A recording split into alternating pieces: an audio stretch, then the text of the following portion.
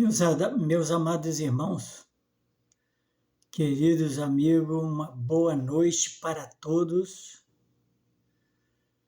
na grande e gloriosa paz de nosso Senhor e Salvador Jesus Cristo. Que a graça e a paz do Senhor e o amor de Deus esteja com todos. Neste momento, eu gostaria de fazer mais uma leitura da Palavra de Deus, para que pudéssemos meditar nela. Eu vou falar aqui, fazer uma leitura aqui, no livro de Hebreus.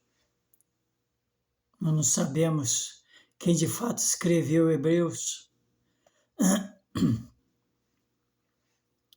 Sabemos que foi um servo do Senhor. Tudo se entende que foi o apóstolo Paulo, mas não temos certeza, que não temos a assinatura dele. A Bíblia diz o seguinte, no capítulo 11, no versículo 6, está escrito o seguinte: ora, sem fé é impossível agradar-lhe, porque é necessário que aquele que se aproxima de Deus creia que Ele existe e que é galardoador dos que o buscam. Muitas das vezes nós interrogamos a nós mesmos o seguinte: o que é fé? O que é fé? Como podemos explicar a fé? Segundo a nossa sabedoria, é quase incapaz de podermos explicar o que é fé. Mas no próprio livro, ou no próprio capítulo 11, dá-nos uma resposta.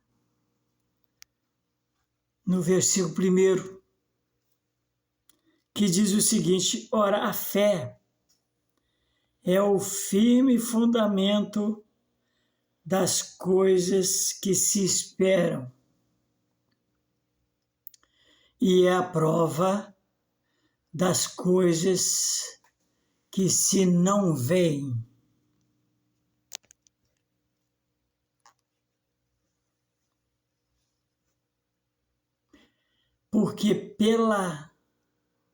Porque por ela os antigos alcançaram testemunho. Pela fé entendemos que os mundos pela palavra de Deus foram criados, de maneira que aquilo que se vê não foi feito do que é aparente. Pela fé, Abel ofereceu a Deus maior sacrifício do que Caim, pelo qual alcançou testemunho de que era justo, dando Deus testemunho dos seus dons. E, por ela, depois de morto, ainda fala. Pela fé, Enoque foi transladado para não ver a morte, e não foi achado, porque Deus o transladara, visto como, antes da sua transladação, alcançou testemunho de que agradara a Deus.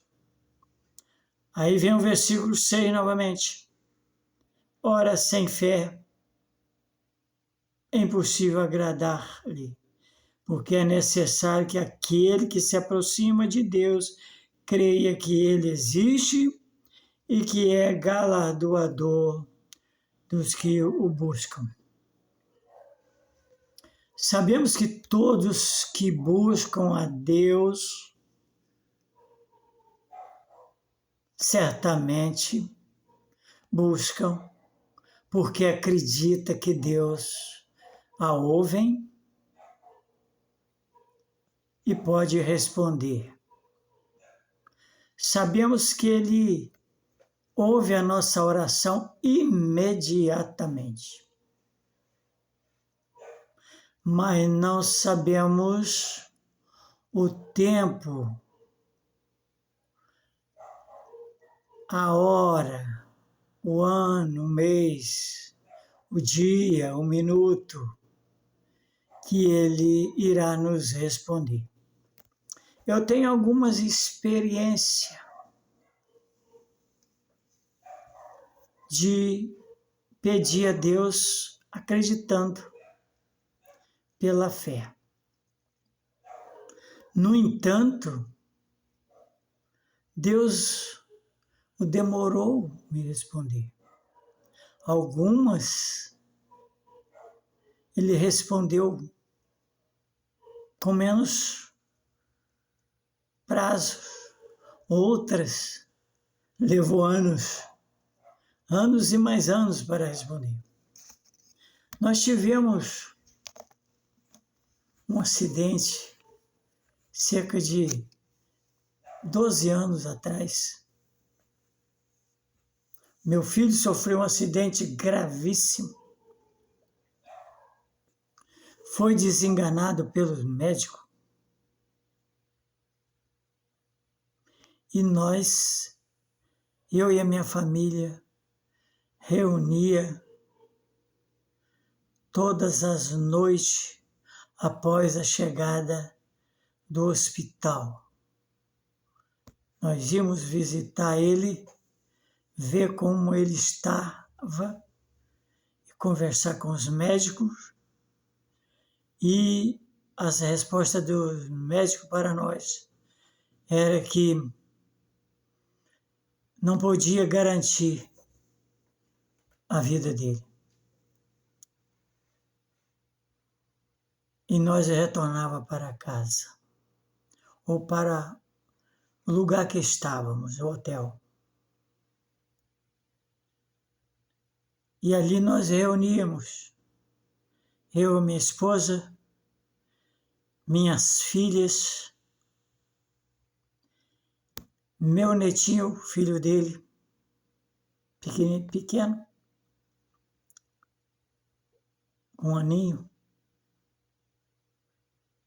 e minha nora. E juntos, unidos, orávamos. E nós acreditávamos que Deus iria responder a nossas orações. Não sabia quando. E ali ficamos em volta dele 35 dias naquele hospital. E depois daqueles dias, fomos transferidos para outro hospital, de Manaus para o Rio de Janeiro. E no Rio de Janeiro nós ficamos 90 dias. E os médicos tratando dele, e os enfermeiros, muito bem, fomos muito bem tratados, muito bem cuidados. Mas acreditávamos que ele iria sobreviver. E eu não acredito em todo tipo de revelação. Eu não acredito em todo tipo de profecia. Eu não acredito em todo tipo de sonho. Eu não acredito em todo tipo de visão. Porém, eu também não sou incrédulo.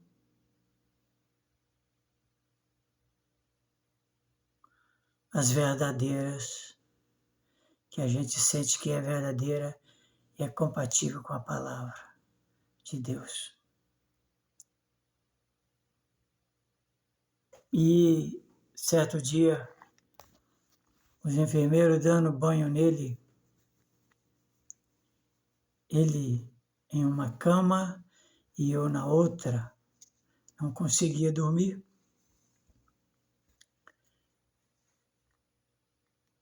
E veio na minha mente, assim, não sei porquê, que eu via nascer um brotinho de uma pele no joelho dele. E aquilo me deu mais esperança ainda. Porque, na verdade, ele estava todo sem pele. Eu agradeci a Deus e fiquei esperando. Dali a uns 2, 3 dias, o médico chegou e examinou o meu filho.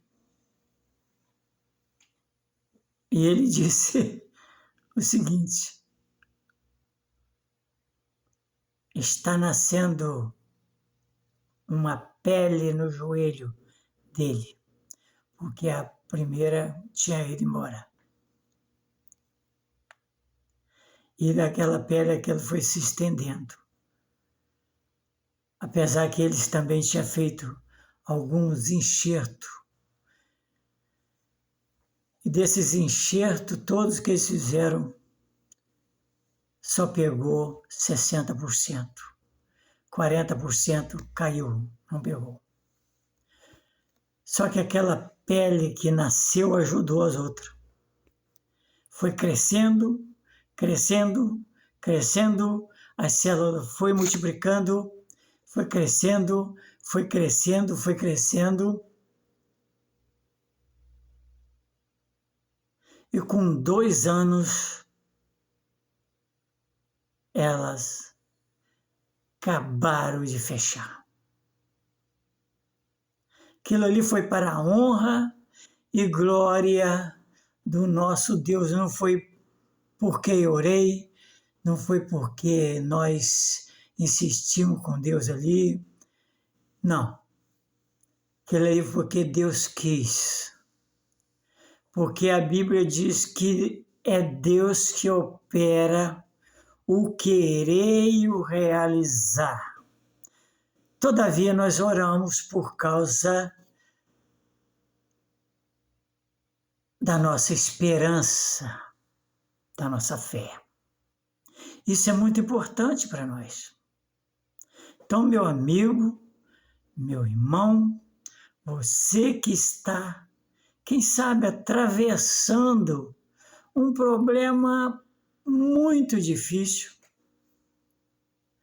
que aparentemente parece que não tem jeito para os médicos, mas tem sim, porque Deus é que orienta os médicos, é Deus que dá sabedoria aos médicos, a ciência é de Deus, a ciência não é do diabo, não foi o diabo que criou a ciência, foi Deus que criou todas as coisas no universo, no céu e na terra.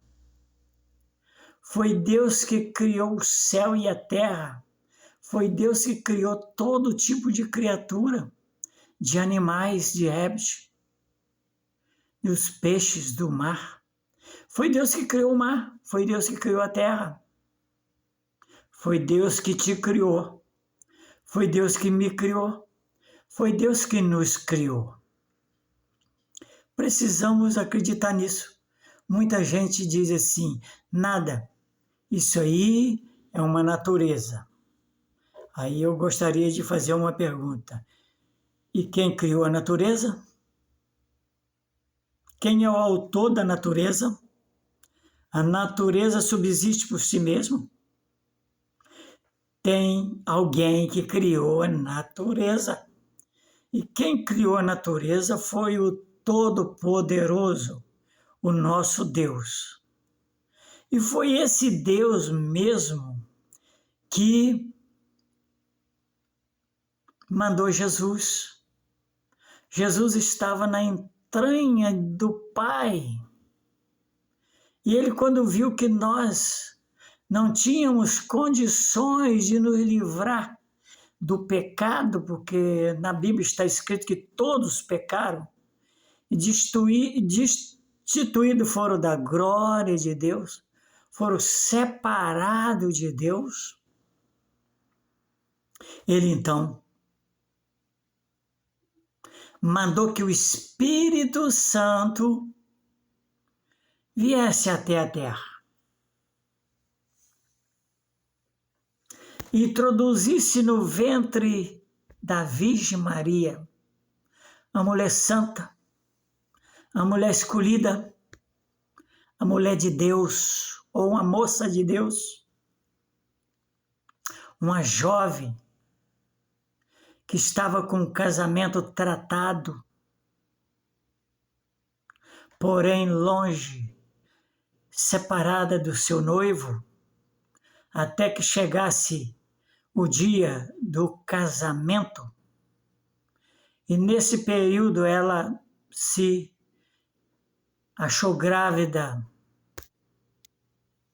do Espírito Santo, porque o anjo do Senhor já havia dado o recado e avisado que ela daria à luz um menino, e o menino seria o Deus Emanuel, que quer dizer o Deus conosco, o príncipe da paz.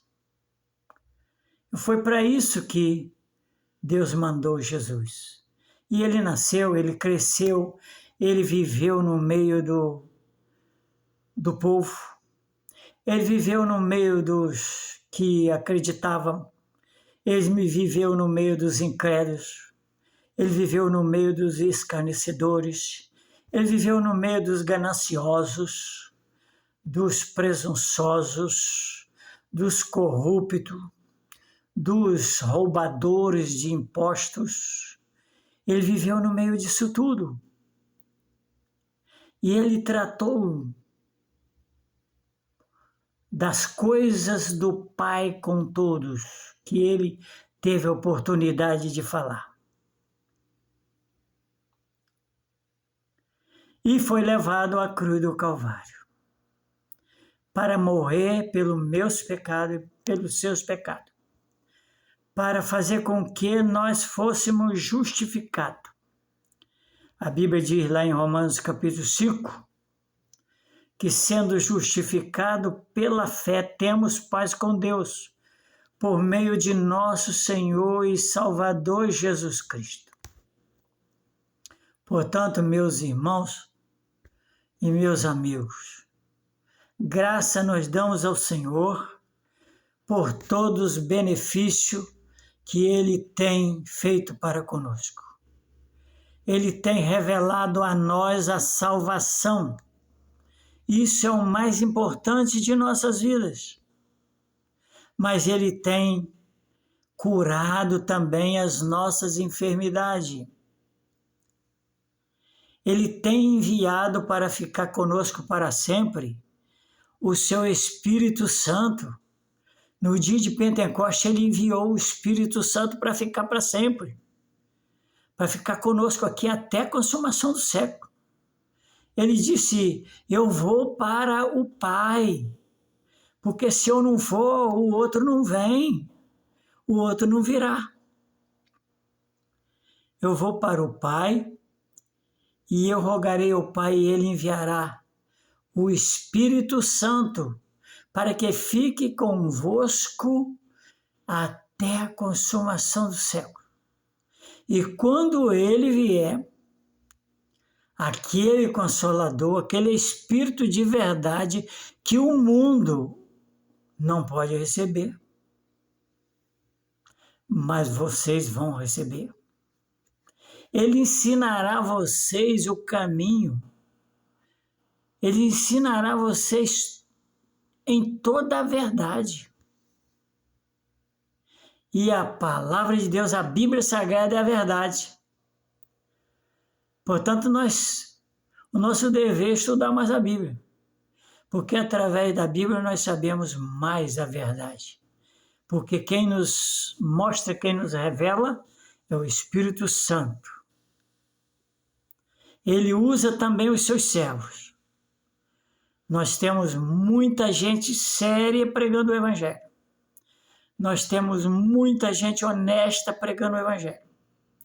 Nós temos muita gente temente a Deus pregando o Evangelho. Apesar de ter muitos outros pregando por porfia, outros pregando por contenda, outros pregando por ambição, outros pregando por ganância e outros pregando para fazer debate, para ver quem sabe mais, quem sabe menos. Isso não é importante. A palavra de Deus diz que Deus escolheu as coisas simples para confundir as grandes. Deus escolheu as coisas vis para escolher Deus escolheu as coisas vis deste mundo para confundir as sábias.